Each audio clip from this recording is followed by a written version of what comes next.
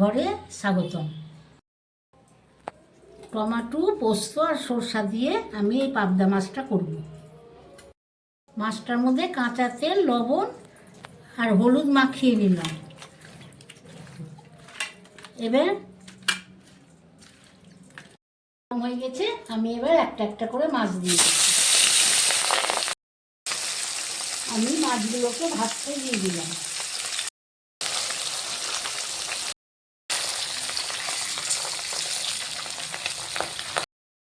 ভাজা হয়ে গেল, এবার আমি তুলে নিলাম।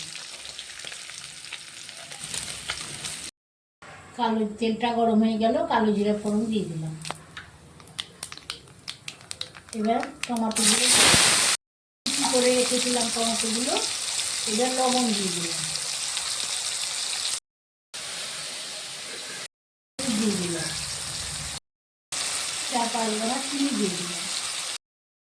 রঙের জন্য কাশ্মীরি লঙ্কার গুঁড়ো দিয়ে দিলাম। সরষা, পোস্ত, কাঁচা লঙ্কা আর আদা।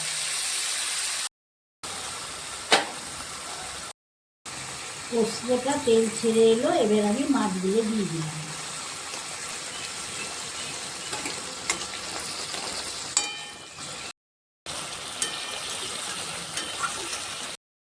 টমেটো পোস্তটা হয়ে গেল, এবার আমার নামিয়ে নিলাম। পাবদা মাছের রেসিপিটা আমার হয়ে গেল। আমার রেসিপিটা দেখবেন, রেসিপিটা দেখে আমাকে কীরকম হয়েছে আমাকে কমেন্টে জানাবেন। আমার চ্যানেলটাকে শেয়ার, কমেন্ট, সাবস্ক্রাইব করে দেবেন।